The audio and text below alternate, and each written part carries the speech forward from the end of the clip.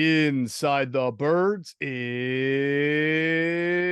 back. What's up, everybody? It's Geoff, Mosher, Adam, Caplan. Want to wish everybody a happy new year on this edition of Inside the Birds. But I occasionally dabble on social media and I listen to the radio and TV, Adam, and I can tell people are not having a happy new year yet when it comes to the Philadelphia Eagles. Obviously, we have a lot to discuss. Their 35-31 loss to the Arizona Cardinals. Stunning loss, to be honest with you. I mean, they were 12.5-point favorites by the time kickoff happened, and they were at home and they were up at one point in that game, 21-6, which I think a lot of people have now forgotten about.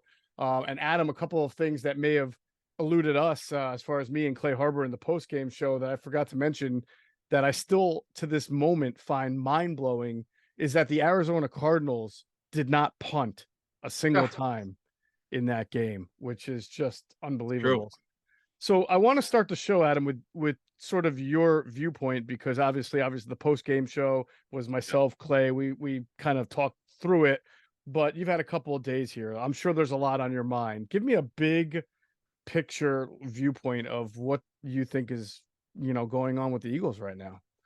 All right, they're in crisis. There's no question about it. And I'm not I blow stuff up, but this is a crisis. Yeah. It's not just it's coaches always tell me look at each part of the season in quarters.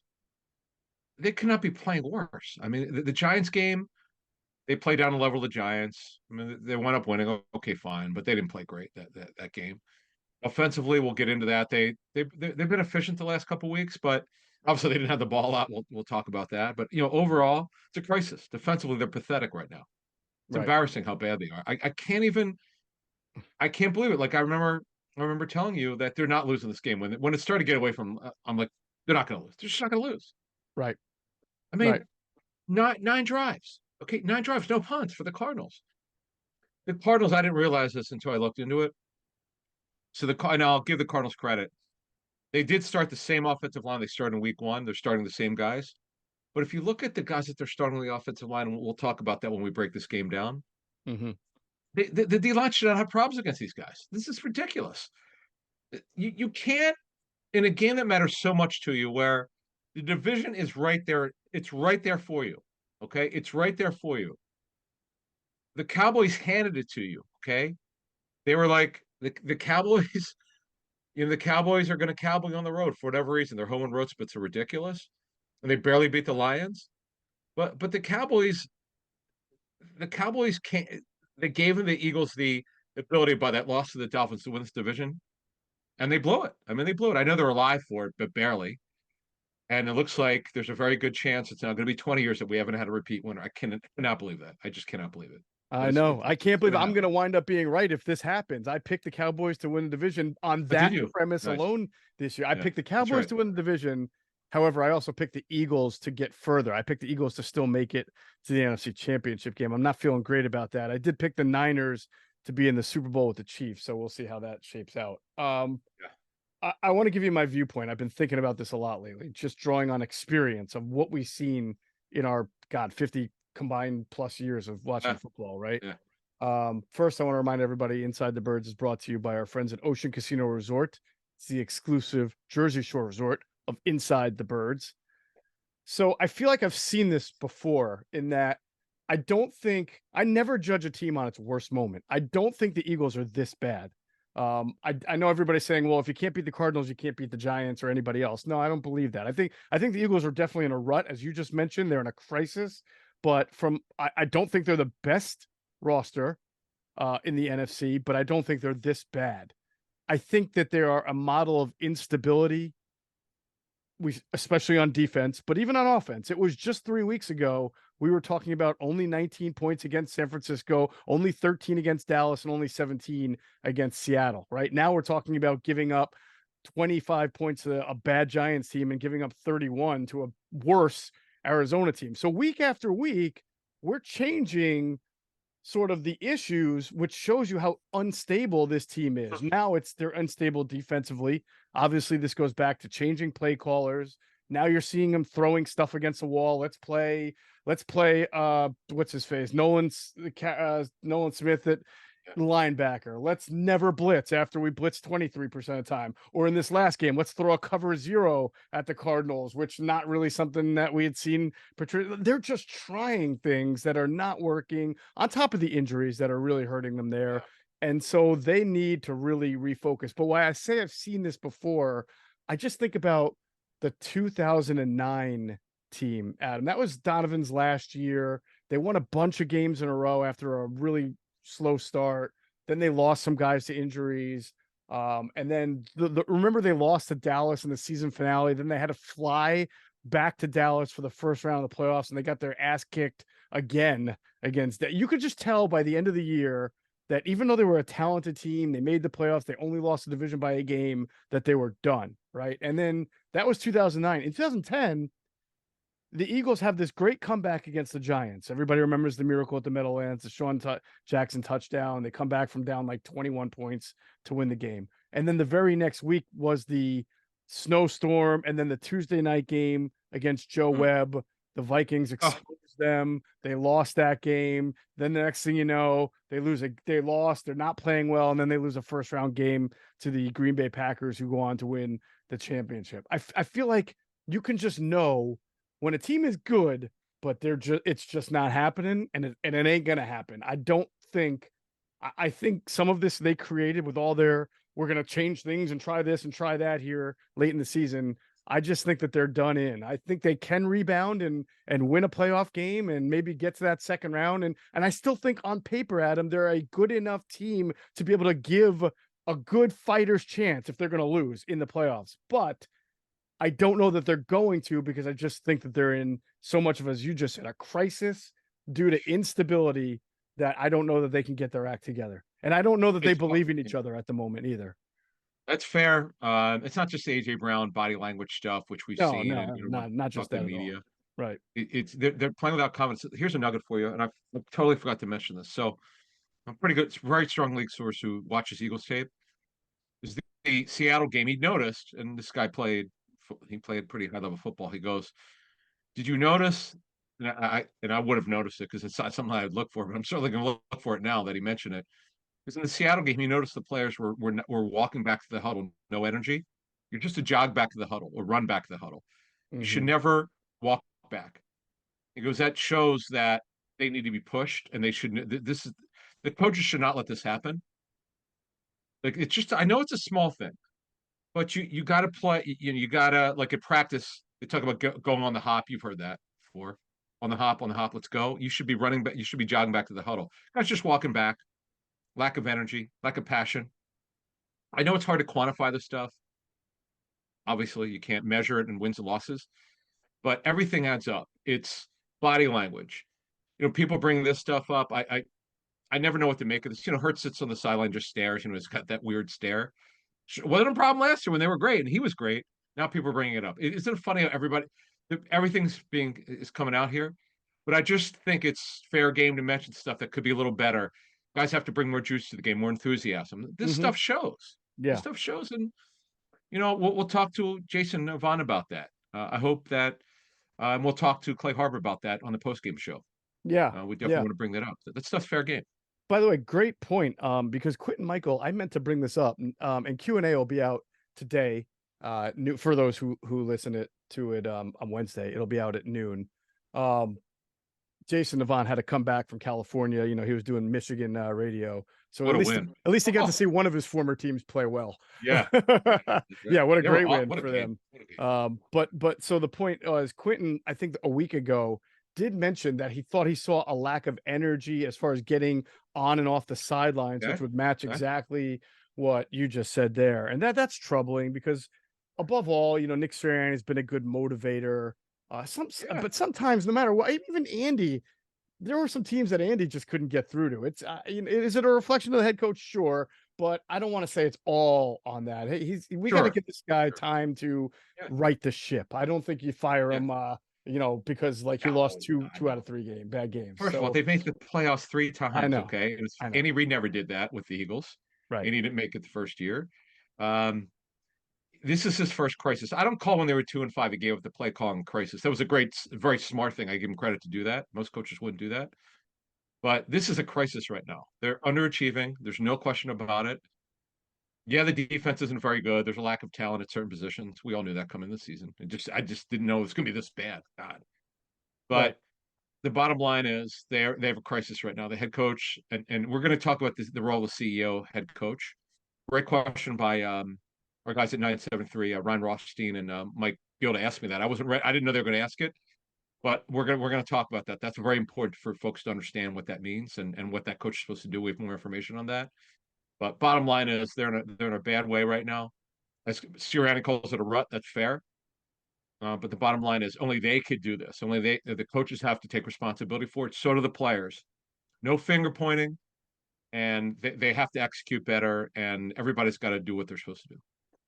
Love it. The reason why I should be fair, I mentioned the 2009 and 2010 teams and said I think I've seen this before, but I do want to be fair. The reason why I did an interview recently and somebody asked me about all the sweeping changes that are going to happen and firing. I said, hold on, right? Because there's also the 2008 team that was down at its worst moment. McNabb gets benched, Cobb comes in, they get their ass kicked by the Baltimore Ravens, and then the following week they turn it around against the Arizona Cardinals on Thanksgiving. And then the next thing you know, they're playing the Cardinals again, like 6 weeks later in the NFC Championship game. I think this Eagles team has a lot of talent where you need it. And maybe I still would not put any kind of deep playoff run past them if they can get back to having an identity and being stable. So I put no nails in the coffin. My gut, like you're saying, is it ain't going to happen for them because, again, I just think that there's just too many moving parts and too much instability. But again, from a talent standpoint, there really are, to me, from a talent standpoint, it's still just the 49ers that are clearly better than them. I think if they have their stuff together, they can hang with Dallas. They already beat them once, and Detroit has shown to be up and down as well. So I think they can, but obviously, as we'll talk about, a lot stuff's got to get better. There's no doubt about it. Like I mentioned, Q&A, we'll talk about it. They'll have the breakdown. It'll be out today. Greg Cosell, Clay Harborough will look at the tape and be out on Thursday with Inside the Tape. And then ITB pregame live with myself, yourself, Adam, Greg Cosell, and Jason Avant will be at a 10 a.m. start on Sunday, which is our normal starting time for either a 1 o'clock or 4 o'clock game. 10 a.m. till noon on Sunday for Inside the Birds pregame live. It's going to be a very active week on Patreon. We're going to do our live stream tonight that we've been doing, Ask ITB live stream, all the way until the end of the season, once a week, trying to reward our great Patreon members and answer all their questions. And then also, if you want to get in on that, that's patreon.com/Inside the Birds. And as Adam has been mentioning, come January, I think we're going to announce some more additions for the Patreon family. So I really am excited about that. And one more, go ahead. One more real quick. We're also going to do, we came out with this idea. We're going to add something to it. Once the playoffs start, we're going to do a live stream with everybody. And you can look, we have a lot of people on Patreon. So if you want to join in, if it's 100 people who join in, whatever, you could come in. It's on Zoom. And we love these.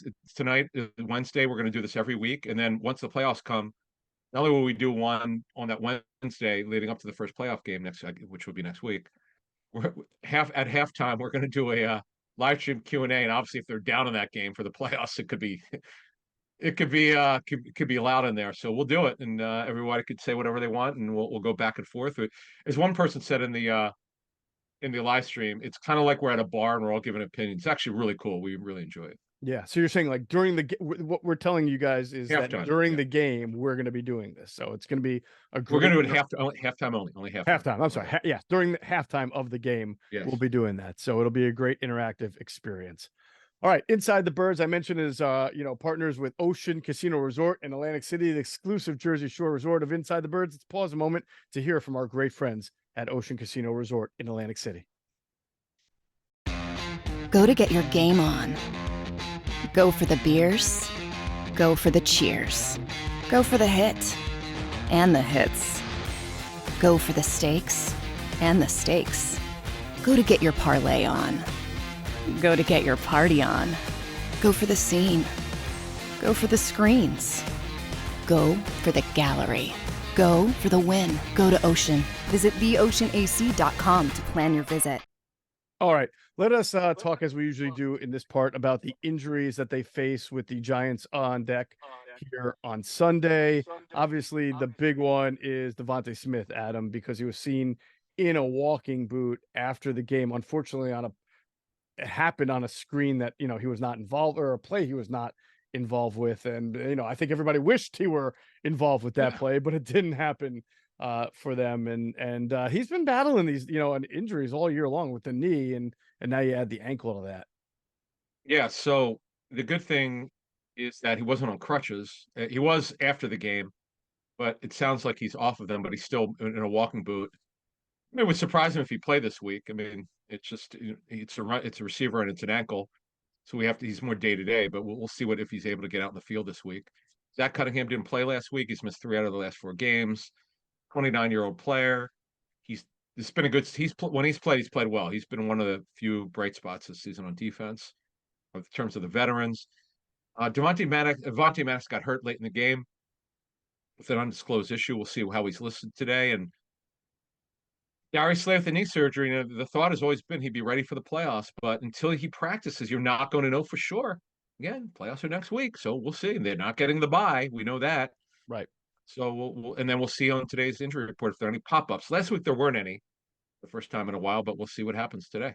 Now, the Eagles can only gain if the Cowboys lose. They cannot lose any lower. They can't be any lower than the 5th seed, because Correct. Right now at the 6th seed is the Rams, who not only have they beaten, but they're, I believe, 2 games ahead of. Yep. So you kind of, you're trying to win the division. So if Zach Cunningham can play, you're hoping he's going to get out there. I think the Eagles would have loved an alternate scenario where they won last week, right? And this week may not have mattered so much, where they had beaten Dallas the second time and ended any tiebreaker there. But Zach Cunningham, if he's healthy, he's going to have to play. Oh yeah. Hey, by the way, they could still get the 2 seed if they win. Right. Dallas and Detroit loses, they have the 2 seed. Now I know the chances of this happening aren't great. It's slim. Are the Cowpokes really going to lose at the Commanders? I know the Cowboys are not very good on the road. The Commanders their defense has collapsed. I mean, it's just they're not very good. And Detroit, we'll see how serious Detroit takes this after their tough loss where they got cheated, really. But they host the Vikings, the Vikings at 7-9 apparently still have an outside shot to make it, which is ridiculous. But yeah, I mean, overall, look, they have a chance, and we'll see what happens. A lot the strangeness of was it 08 or 09 when they needed the Bucks to lose with Gruden, and they did. The crazy the dominoes to fall. Yes, that was the 08 team that I was referencing before. That was rock bottom, came all the way back, won a bunch of games, put themselves in position, but then got very lucky on week 16, right, with Tampa Bay losing and Oakland winning and the Bears losing, and then they went out and pounded Dallas 44-6. A game I will never forget for as long as I live. Yep, I was there. Question. Okay, I know you know this because you told us this. Who made the play for the Raiders? So it was a defensive a safety who I believe is from Williamstown, New Jersey, and wound up coming to camp with the Eagles the next year. I can't remember his name at the moment. I'm so upset about that because I usually fire it right off. You got it. Baker, Rashad Baker. That's got it. You nailed it. Yeah. Yes. Good job. Yeah. Nice job. Yeah. I'm more impressed that I think that I'm right that he's from Williamstown, New Jersey, or I know he's somewhere in South Jersey. I mean, I remember this game because I remember we were in the press box and we were laughing. Everyone in the press box says there's no way it's going to happen. Mm-hmm. And then it happened, and Gruden was so frustrated after that game because he lost to his former team, and the guys who scored I'll never forget this. One of them I got, the other one I couldn't remember. I remember Johnny Lee Higgins scored for the Raiders. He was a straight line speed guy. Al Davis loved him. And Chaz Schillens, if you really follow the NFL. Oh, I love that. What a great name. I remember him. Michael Bush from Louisville had two probably had his best game as a pro. At running back, big back, 27 for 177 and 2 touchdowns. Parlayed that game into a nice contract with the Chicago Bears the next year, I believe. Oh, yeah. Good call. Yeah, that's right. That's right. All right. So, so we'll see. I mean, gosh, you hope Zach Cunningham. I mean, like I said in the last pod or in the post game show, I think he's made a pretty strong case to be Eagles MVP at this point because ever since he's gone down, the run defense has gotten terrible. Without him. And Darius Slay, he'll be back. We imagine for the playoffs. I mean, it's, I can't honestly though, until you see him practice, there's no guarantees with him. He's an older player coming off knee surgery. Their thought had been that he'd be back for the playoffs, no problem. But I'm not going there until we see him practice. That's a good point. I think at the time, right, we thought the Eagles were in line to get the number 1 seed or at least hang on there. And now they may not. So they may not. They're going to have to play in the first round, obviously, and they will not. If he's ready to go, he's ready to go. Yeah, you don't know until he practices. If he practices, starts working this week, great. We shall see. And by the way, why was Roby inactive?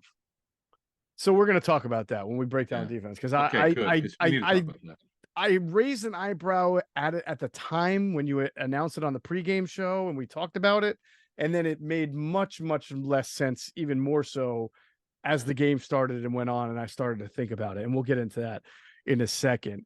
It's after the holidays, after New Year's, Adam, but everybody's still scrambling around. Now you're in back to work mode. Everyone is going back to work, kids going back to school. No one's got time to make and plan good dinner meals anymore. And that's why we love HelloFresh. They deliver farm fresh food with pre-proportioned ingredients and seasonal recipes right to our doorstep.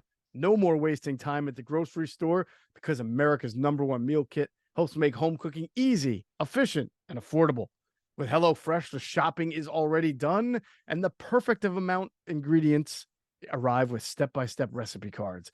It can't get more efficient than that. And HelloFresh saves you time and money.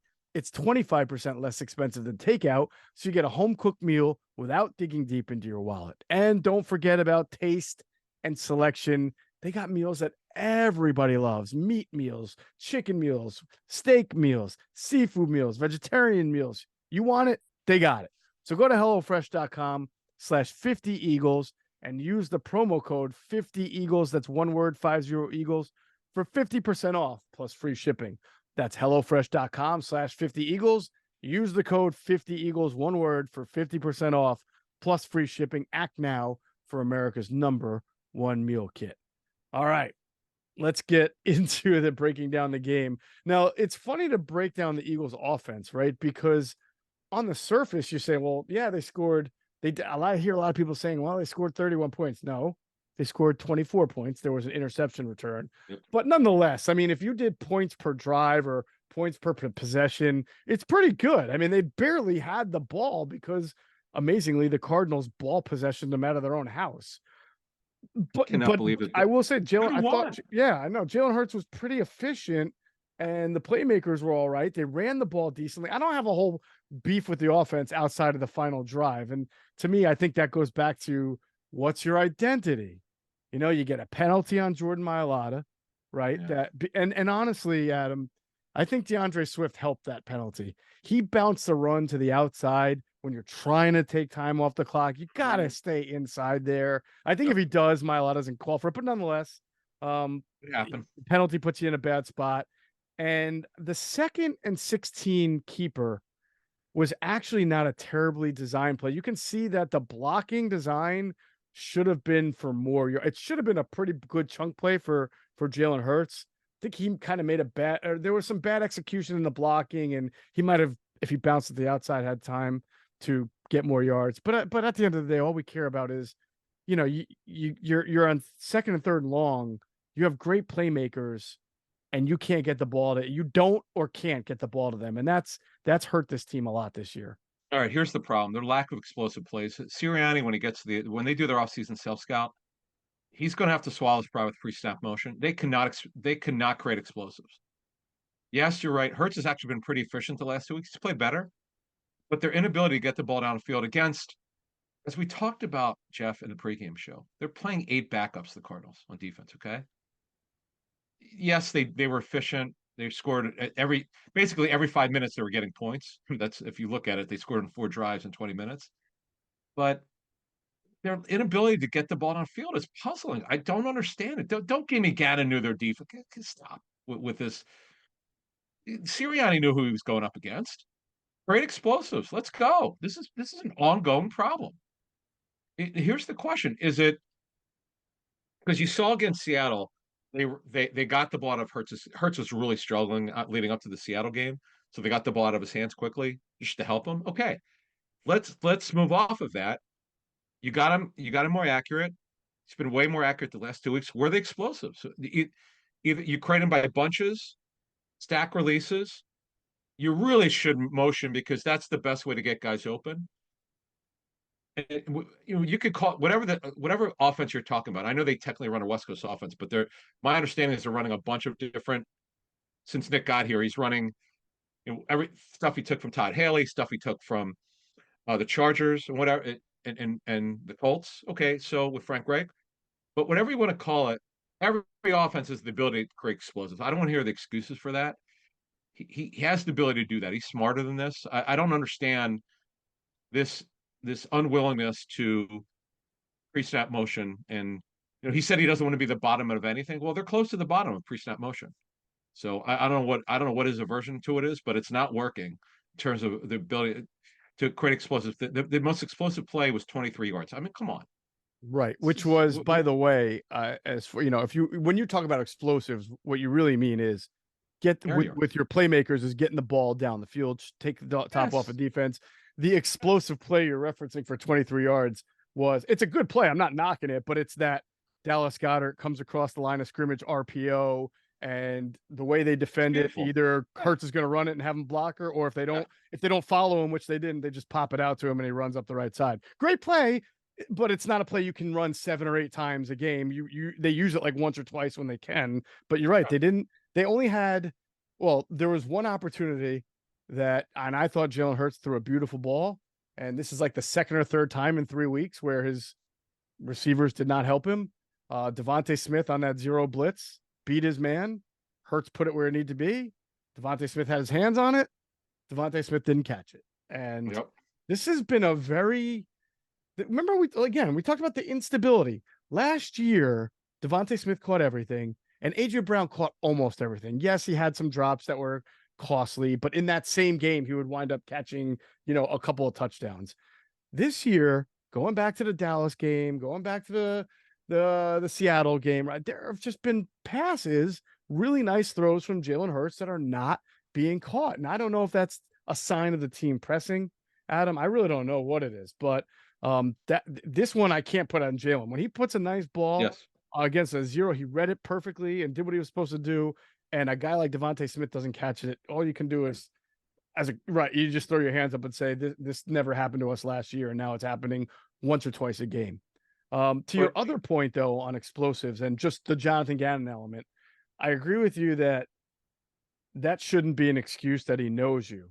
I did, however, speak to someone who's, I would call him he's been a personnel source and a coaching source. He watches about 4 or 5 teams around the league each week. He happened to watch the Eagles game this week, spoke to him. And what he said was he's seen Arizona play this year. And he said Arizona definitely did different things against the Eagles that he believed were because of what Jonathan Gannon knew he could do against Jalen Hurts and that offense. They did a lot of pre and post snap, which, remember, the big knock on Jonathan was that he did pre and post snap stuff here, but it was minimal. He was not coming up with different things. In fact, the source said to me, how come he didn't do that stuff when he was the Eagles defensive coordinator? Because there were a couple of zero blitzes in there. There were a couple of twists and stunts. So they caught the Eagles. I think what happened was you saw a lack of explosion because Jalen was trying to just get to that open read as fast as possible because they were doing some different things on the back end. But again, we're 17 weeks. He's a 3-year starter. It's not a very good personnel. Like I agree with you. It's nice that Gannon did that, and that's interesting, but you should be able to adjust to that by third quarter or fourth quarter and start being able to put the ball in the air. Yeah. And here's the other thing I was going to say. Listen, it was an aerial attack last year. It was incredible. I understand that defenses see that and they're going to adjust. But it's what are you doing off of that when they start stopping stuff? This is Nick's challenge. It's his offense. He's responsible for it. He's the head coach. He's not calling the plays, but it's his scheme. This is something he's going to have to do a better job of creating explosives. And he's talked about it since he got here, creating explosives and stopping explosives. Well, we saw this past game. Their defense didn't stop anything. For goodness sake, the Cardinals didn't punt. And Eagles offensively just did not get enough explosive. This has been an ongoing challenge for them. I don't know what else they can do here other than look at how they're calling. The play selection obviously is like calling play selection or similar but different. It's what do you like? You have your menu of plays. You're selecting this play, this play, this play, this play. Well, if these aren't working or you're not getting what you want, try some other ones. Because Hurts has got the arm. We saw that last season. That's not the problem. Yeah, no, but we continue to be told by people we speak to about the Eagles offense many times works because they have really good players to execute it. What it lacks is a different, fresh look from year to year. They're still doing a lot of the same concepts, and that allows good defenses or smart defensive coordinators to expect certain plays. In fact, the source said to me, he believes what Jonathan Gannon was doing was allowing Jalen Hurts to complete passes, but in certain areas where they knew he would go with the ball. You know how you say hot routes aren't great to live by because a defense can blitz and make you throw to that hot route, and that hot route could be short of the sticks, and they'll just tackle you short of the sticks. He was saying what Jonathan Gannon was doing specifically because he knows this Eagles offense well was allowing the type of throws for Hurts to make where they could make the tackle quickly. They weren't going to get beat over the top. They were going to limit the damage. And of course, on offense, they ball controlled it. But I thought that was a pretty interesting observation because, again, what the Eagles are doing, people know what they're going to do. They don't always stop it because A.J. Brown can win one-on-one, Devontae Smith, Dallas Goedert, but they know what the Eagles want to do and are going to do. That's why they checked it down, is because he just didn't like what he saw, and he checked down more than he normally would. In fact, we know he doesn't like to check down, which is fine. But bottom line is, they got to get explosives back because A.J. Brown's too good for this regression. It's not what I call aggression, just regression in numbers overall, explosives to him. And Devontae Smith got hurt anyway, and Julio it was a nice story. One of them, he scored on a deflection, but hey, it counts. And he caught both passes, but they need to get more out of this offense. But again, the last 2 weeks, they're scoring better, more efficient, but they need to expand this thing. Absolutely. And to capitalize, to put a bow on it, the reason why they have to be explosive and score points is because this team is not winning a 17-13 game in the playoff. They're just not. You can't rely on this defense to do what they did in 2017 when they beat Atlanta in the NFC divisional game. That's not happening, right? Maybe you can out ugly Tampa in round one, or if that's what the matchup is, but you're not going to out ugly the Cowboys and the 49ers and win some kind of defensive slugfest. That's just not happening. Not with this Eagles defense. Oh, can you imagine where they getting the sluggers for the defensive slugfest? Exactly. We're going to talk about this. I mean, I don't know what the defense. I don't even know what to say. I'm like so in awe in a bad way of how bad it is right now. Yeah.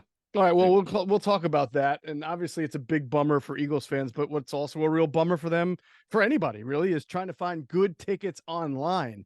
That's why you need Game Time. It's the fast, easy way to buy tickets for sporting events, concerts, and theater shows near you. Game Time takes the guesswork out of buying tickets. In fact, right now on the Game Time app, you are just 2 taps away from tickets to seeing any of the local sports teams, any great shows at our local venues. You can anything you want. The best part is that Game Time offers event cancellation protection and job loss protection. It's the only ticketing app that gives you complete peace of mind with your purchase. Their all-in prices show you the total up front, and you can see the view from your seat. You know exactly what to expect when you get to checkout. Game Time is obsessed with helping you save money. They got the zone deals that let you pick the section while Game Time picks the seats for the best savings. There's also the Game Time guarantee. This is my favorite. If you find tickets in the same section and row for less money, then Game Time credits you 110% of the difference. So download the Game Time app, create an account, use the code BIRDS for $20 off your first purchase. Terms apply. Again, create an account and use the redeem code BIRDS, BIRDS, for $20 off your first purchase. Download Game Time today Last minute tickets, lowest price guaranteed. All right, defense. Whew, boy. I mean, it has been a long, long, long, long time since we have observed the kind of, I don't know what's the opposite of gap integrity, gap disintegrity. Well, it's funny. And I don't like you saying this because I don't believe it's the case, but they were close to not competitive on defense. They were so bad defensively, particularly against the run. I mean, obviously they were terrible against the pass because, I mean, Kyler Murray could have read a book back there. Mhm. We could blame the players all we want, but the coaches have to help them, particularly the defensive play caller in Matt Patricia. Like this no blitzing thing. I understand the Eagles are not a good blitzing team. That doesn't matter. You have to try. You have to try to affect the quarterback. You can't just let Kyler Murray's never been an accurate quarterback. He's a playmaking quarterback. He's got a good arm. He's a small guy at 5'10". Can you make it hard on the guy? It was one of the worst performances I've seen by an Eagles defense, and I don't know how long. I'm sure people have an encyclopedia of knowledge like yourself, and others could think of games where the defense over the years, whether it was this staff or others, where the defense didn't show up. I mean, it was so embarrassingly bad. I don't know what to say. Yeah. No, I it's mean, funny you should bring that up, Adam, because it did. There was a game that I compared this to that registered in my head where the Eagles just were so unfundamentally sound in run defense and it cost them the entire game. You have to go. I remember 2006 playoff game against New Orleans at the Dome when Deuce McAllister and Reggie Bush combined for over 200 rushing yards against the Eagles. Now, the Eagles somehow kept that game close in a playoff game because, Andy was coaching and he was infamous for sort of punting with a minute and a half left, even though the Eagles were trailing on fourth down, and they never got the ball back because the defense didn't stop them. I mean, it was just McAllister, Bush, McAllister, but they couldn't do anything. And this reminded me of that way more than last year's Washington game because Washington did not run effectively. They ran the ball a lot. The loss to Washington last year where they ran like 38 they couldn't get off the field. Right. But Washington sort of incrementally ran. The Eagles turned the ball over 4 times. Yep. This was different. The Cardinals had 19 runs of 5 or more yards against. This is just ineptitude. And to your point, you're getting multiple failures, right? Your edge setters are no longer able to set that. I mean, Hassan Reddick's getting blocked by tight ends. Josh Sweat is just disappeared. Your interior linemen are getting swallowed up by double teams. I don't blame the linebackers. People want to come down on these linebackers. I'm sorry. I just don't have expectations of Nick Morrow being able to make a tackle when he's got offensive linemen in his face. And I mean, just watch Shaq Leonard I'm not trying to be rude or disrespectful. He was not good and not because he's not giving effort. He's just not quick, not dynamic. And even when he does get off a block, he's arm tackling. He's just not, but again, he wasn't supposed to start either. You know what I'm saying? Like this is about the front not being able to maintain its gap integrity and getting blown off the ball by Arizona's gap and power runs. I was shocked. They got killed in gap scheme. We'll talk more about that. The gap runs, the numbers that they gave up against gap and not zone are terrible. All right, so here's some notes we got from people we spoke with. One of the most troubling parts of their run defense is their offensive line. Right now, I understand they've been starting the same offensive line when healthy since week 1. So while the interior is not very talented, at least these guys have been together. So okay, so their timing is good, whatever the case may be. But this line could not get into the backfield. In fact, the mental errors by the linebackers going the wrong way. Maybe they're overthinking. I'm not saying they weren't trying. I'll never say that because how the hell would I know? I mean, you can't tell. Mm-hmm. People say, "Oh, they quit." I don't buy that stuff. These guys are trying. They're just not good enough. Their inability when the interior of their offensive line got to the second level, you have to understand Elijah Wilkins is a journeyman player. Okay, he's the tackle guard. He's playing guard now because they have their 2 tackles. Will Hernandez, who never made it with the Giants, he was just not good enough as a former second-round pick. He's been with the Cardinals a while. But Jolty Froholt is basically a third-string center who's starting for the Cardinals because they don't have anyone else, who's been on like 5 teams. These guys played the game of their life, okay? This can't happen. Like Right. this is my point about they were close to the non-competitive start point. They were so bad against the pass, so bad against the run. This is the Cardinals, folks. One of the worst offenses in football. I don't understand how this could happen this late in the season when they have so much on the line. And I get, look, the fans have all the right in the world to see. When it's true, when it's obvious, fans can go off. I got no problem with it because this is disgusting based on the way I mean, you and I are fans, and I'm like, this is terrible. What the hell? It was So, bad. and Connor and Michael Carter, for goodness sake, Michael Carter, who the Jets didn't want to cut him, he crushes them in the second half on those. Boy, he stopped start runs. And James Conner, I'm glad we gave him some love. We didn't give him enough love in the pregame show. Hey, He's he was incredible. good. He was really good. By the way, the DBs also missed tackles. We were told. So yes, the mental errors, though, we were told were so bad and going the wrong way. How does this happen? Can you explain this?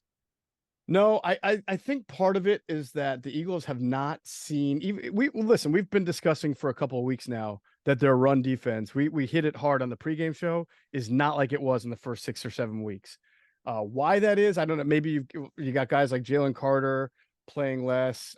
Jordan Davis is getting double teamed on every play, and so that should help other people. But he's starting to not be able to get off the double team. He just doesn't look as effective at all in the run game. I know you mentioned in a couple of podcasts he looks a little bigger, Adam, or just maybe not as physically fit as he should be. But he's just not the dominant force. He was even showing some pass rush for the first 5 weeks of the season, and you're not seeing that anymore at all. But I don't know that they expected the Arizona Cardinals to come in and run as much gap and power as they ran. And so for those just who may not know what we mean, the Eagles, when you watch Eagles run, they run the ball with zone blocking. They run zone schemes most of the time, which is basically shotgun, running backs either on the right or left, and then the line blocks one way in unison, right? What the Cardinals did was go under center a lot, which gets the running back going downhill from a straight trajectory. You can't tell which way he's going. And what it entails often is a pulling guard, a pulling lineman, or both, or a guard and a tackle, or a tackle and a tight end. And that's what they did. They pulled Paris Johnson a whole lot. Oh, yeah. Wow, And McBride, he was good. He really blocked did a good well. job. I didn't realize he could do that. And as I mentioned on our pregame show, they lost their wide tight end, Geoff Swain. It's the only reason why he was on the team was because he's an inline blocker to let McBride, be on the move as a move tight end. And this Elijah Higgins, I'm pretty certain he was a receiver at Stanford. He's a smaller guy, but I got it. Look, give the coaches credit. Give Drew Petzing credit, the OC, Kevin Stefanski guy. I'm just stunned. I'm in I just can't believe that they lost to the Cardinals. And the other thing is, this is what happened. Now, I'm not absolving the defensive backs in coverage at all. Okay, but the front's lack of pressure. So if for anyone watches the coaching tape, you could see it. We're told the spacing that the receivers got in the inside the numbers was so much. Greg Dortch has been cut like 7 times in his career. was terrific. Greg Dortch is a great story. He was Cliff Kingsbury, and I know for a fact, was a big fan of his. This is a guy nobody wanted. He's been cut. Jets cut him. Undrafted kid. He's a great story of hard work. He crushed the Eagles. It was just and Michael, by the way, the play that Michael Wilson screwed up, he was wide open on the interception. Rookie from Stanford, 3rd rounder. He was open. Mm-hmm. It just was an absolute atrocious nightmare for the defense. And there's just saying in the NFL, there's nowhere to go but up here. I mean, I'm sure can you imagine what the tape must have looked like to the players? Oh man, but you just brought up a great point, really, like on talking about give Drew Petzing, the offensive coordinator, credit, right? There's no doubt after watching this game, he was watching the Seattle game. Seattle ran the ball really well with Kenneth Walker and Zach Charbonnet.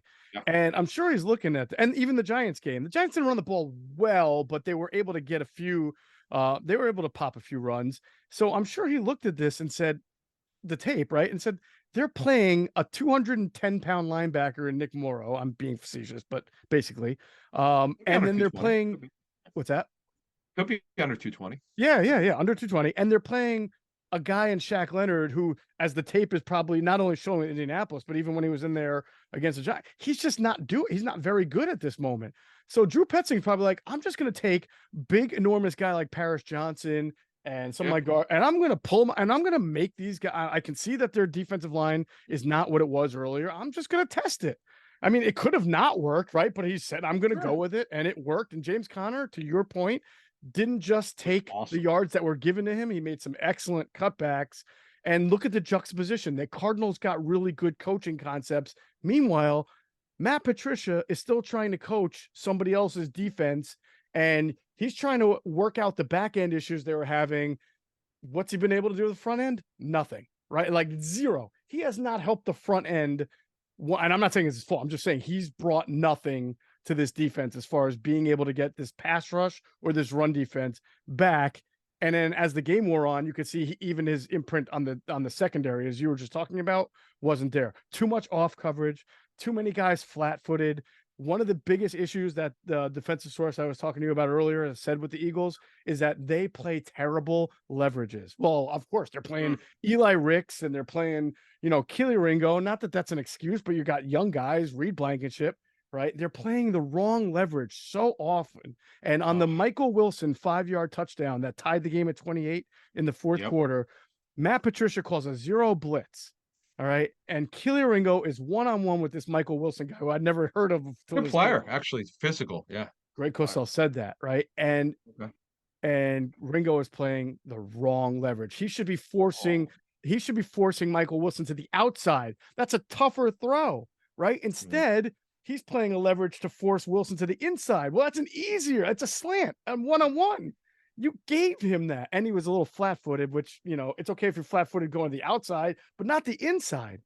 It was the easiest touchdown that Kyler Murray could have thrown in his life.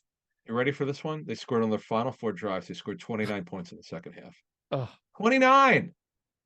And Avonte Maddox did not play great either. Not that you would expect him to be great on his first game back in 4 months. But this is what goes back to your decision, Adam. And this is talking about, again, coaching and decision making. You're playing a lot of dime.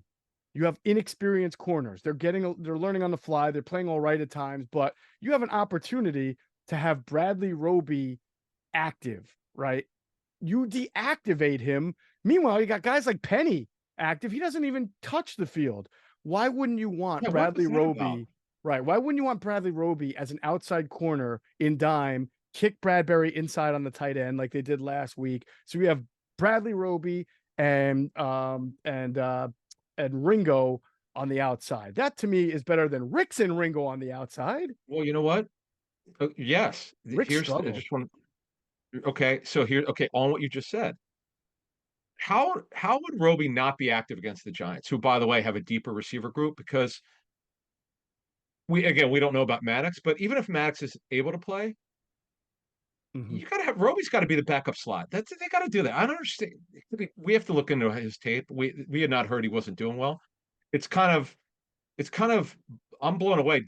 The media did not ask him, Sirianni, why was Roby inactive and penny up? Did anyone ask that?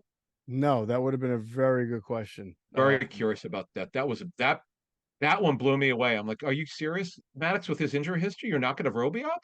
Right. Really? Okay. And this again just goes back to instability. It's like they're trying to do different things with different coaches, different personnel. I'm sure that it's not a great. It's great for experience, but it's not a great thing to have. Like, you got your dime package, your big nickel, your regular nickel, your 5-2. You're just throwing all these. There's no identity. You asked me this a couple weeks ago. What's the Eagles' identity? And I can't tell. There is no identity. The identity is they really are just trying to see what they have, and it's week 17. You can't do that if you expect to win a Super Bowl. Well, remember when I said to you and Clay Harbor, I asked both of you guys, tell me what the Eagles are good at. We all came up with, well, they have good special teams. That's the best part of the team. It still is, folks. Yeah. It still is. Kicking field goals. Well, and look, they've got an excellent punt returner, but we want to get to Sirianni stuff in a minute, but it's stunning. This is.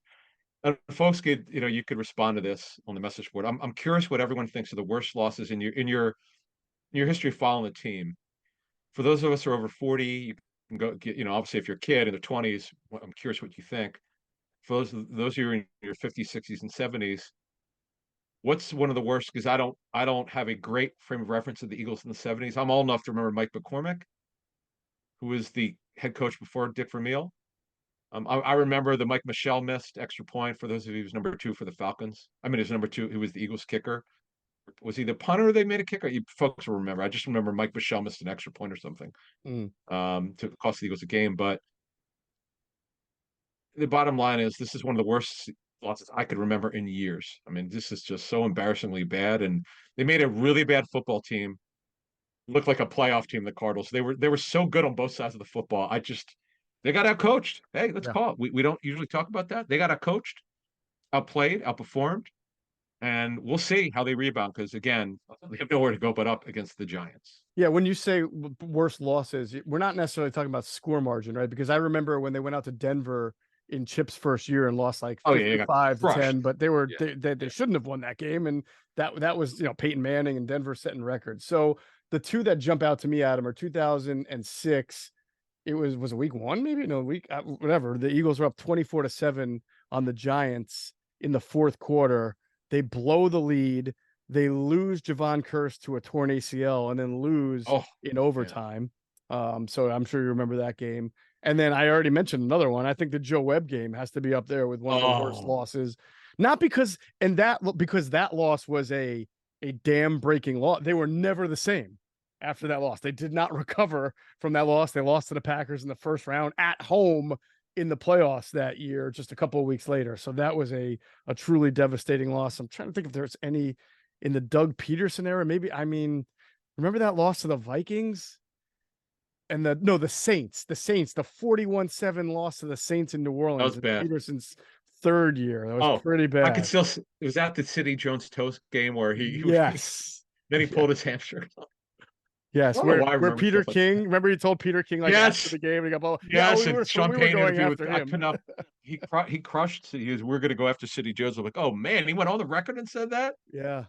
Oh my God. Yeah. So, and our boy Joe DeCamera, Joe's our guy, and his memory, he is the best memory. He's an encyclopedia of Mr. Hot Tub. He'll I'm sure I'll have to talk to Joe this week and ask him get his opinion on that, but. And you've covered it as a beat reporter. You've been there. And in fact, one more thing before we get to Sirianni stuff. What's the locker room like when they get when they lose a game like this? Is it guys sulking? Like, what's it like in the locker room like that? So I'm glad you asked that. We probably should and will have Andrew DeCecco on pretty soon, because we were talking about that. Andrew's been covering them for us all year, InsideTheBirds.com, and he remarked to me recently, I don't think he'd be upset about me sharing this, that when he went into the locker room after that game, it was about as downtrodden as he can ever remember seeing it, So, and just, he almost said like a vibe of no one really wanting to associate with anybody, no one really talking. And I've been in those locker rooms. Those are some tough days.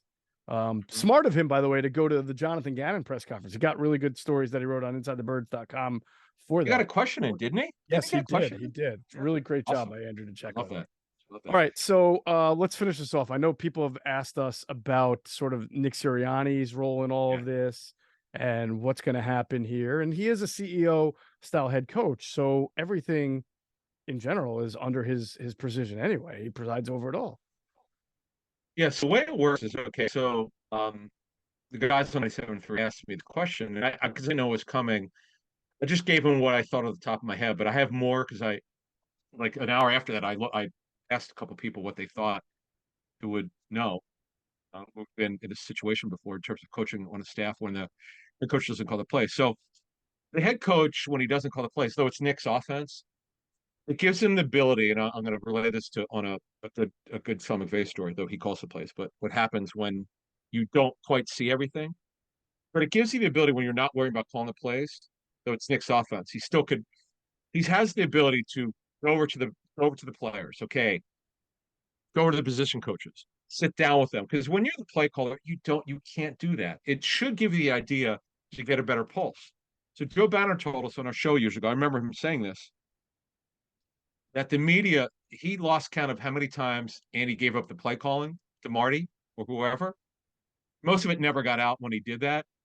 And it helped Andy get a better feel for what the heck was going on. So it's in-game position coach, going to position coach, going to the quarterback coach, or if the quarterback coach is upstairs, whatever offensive coach is going to Stout, go obviously to Brian Johnson.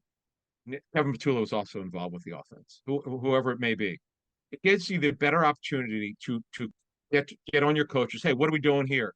What happened here? Like, you could question them and get more involved and get your opinion. You could be on the headset. If you don't like that play, you could say, hey, I don't know about whatever the case may be. But when you're calling the plays, you're just not seeing, you don't always have the great pulse. So I remember a Ram source telling me when Sean McVay made a decision to remove Wade Phillips as defense coordinator, he felt like he didn't quite understand what was going on in the defense because he's calling offensive plays and he just didn't do it. So in their offseason program, he watched Wade call through the install and watch what was going on because he felt like he didn't have a feel for it. Whereas a CEO head coach like Tom Coughlin's probably the best example of it, who won 2 Super Bowls. Coughlin, his expertise was offense, not defense, but he would be right in there. He had a better grip of what was going on when things were not going well, and that's what Nick should be doing well to move this along here. He should know if Hurts is getting the right message, if guys are paying attention, whatever the issues are on offense right now, which clearly they're not going to spend obviously as defense, but even with defense now, he could, if he needs to, he could take a better interest in it and figure out what in the world is happening. He could be on the headset. So to answer those guys' questions on 973, the communication should be so much better now, as it has been. Obviously, look at last year when Nick gave up the play calling middle of year one. Look at how great their offense was, and Gannon, he didn't have to do anything. Now, as Doug did, because I know for a fact, when he felt they needed a blitz or be a little bit more aggressive, he could say to Jim Schwartz, hey, we need to move this along here. Let's get after it a little bit. So those are the examples of what Nick could do. I think I love that you brought up Doug there and what Nick can do, because say this about Doug, he had his flaws, but in 2018 and in 2019, when his team took some real bad losses and it looked dicey, they rallied. You remember 2018, they rallied back from that awful loss to New Orleans and they wind up winning the division, right? Then that's the year they lost to Chicago. I believe they beat Chicago. I'm sorry. They lost to New Orleans. Double doink. Who'd they lose to? They beat Chicago and then lost to New Orleans. Yeah, the Saints, right. And Alshon. And then the following year, they looked even more dead. And then they won all 4 games in December. Remember the iconic moment of Carson Wentz rolling out right and throwing to Miles Sanders on his knees in the end zone against Washington. And then they lose to Seattle. Obviously gets the concussion from Clowney and all that. But the point I'm making is, when their backs were against the wall and the wagons were circling around Doug just a year or 2 from the Super Bowl, they rallied for him. I suspect, we'll see, that the Eagles will rally. I suspect that they will show you a little rally in them against the Giants. I suspect that we'll preview the game in the next podcast, but if they don't, I think that's going to say a lot. So we'll see. Let me ask you one more thing, because you've seen this. You've seen this happen. And I don't think it happened with Andy. I just think the roster was not very good in 2012. And I just think he lost too many coaches. You're seeing now some fans are questioning. It's fair game when you have regression like this. Is he losing the team? Is he, or the guy's not buying it? Do you sense anything? I know it's hard to tell, but are you sensing that Nick in his Monday press conference was not the usual, not defiant, but like dismissing stuff? Like, hey, he acknowledged the playoffs. He usually doesn't talk about that. Hey, we're still in the playoffs. I still believe in whatever. It wasn't his usual out front self. Are you sensing anything with the players? I think he fights for them. I think they'll fight for him. If anything, this might be like the 2012 team because of what I mentioned before. That 2012 team not only was bad, although that was a bad roster because with injuries and everything, but also remember all the coaching changes and we're going to fire Juan and then we're going to fire Jim Washburn and all of a sudden Todd Bowles. That's where I started to see oh man, if this team right now starts to really fizzle and loses to the Giants and loses in the first round, then you go back to all the moving parts that you created during the season to make that happen. That stuff makes players lose interest and lose belief. When they see all these movements, all this throw it against the wall and see if it stuff works, that's when they lose belief. But I do think this team will rally around its coaching staff, a rally around Nick Sirianni and Brian Johnson, the defense in general. These are mostly prideful players. This is a veteran team, so I'd be very, very surprised, Adam, if they came out and just got bullied against the Giants the way they did against the Cardinals. But we'll see. Well, we'll talk Friday about this, but man, if the run defense is so pitiful right now, and what's the craziness of it? Best run defense for the first 7 weeks. It was almost historically great. We'll talk more about some issues on the defensive line, and we're gathering a little bit more information on what's going on. Josh Sweat, his regression here. He's such a good player. We don't know what the hell is going on, but we're looking into it. And Jordan Davis has not played as well. Jalen Carter, and is he wearing down? We're looking into that stuff. That's the next thing that we're looking at, because we're puzzled as you are, folks. This is hard to understand. You can't blame the coaches for everything. It's easy to do that. That's the layup. Okay, blame the coaches. Okay, but the players have a say in this too, how they perform, and we're looking. We want to know why the regression in a lot of these players. No doubt about it. All right, we will cover this Giants game in the next podcast Friday morning. Adam and I in our game preview podcast. This was good. I really like going through this kind of like scalpel and forceps on the Eagles with you in this podcast. That's going to do it for this edition of Inside the Birds, the leading podcast in Eagles intel. As always, we thank you for flying with us inside the birds.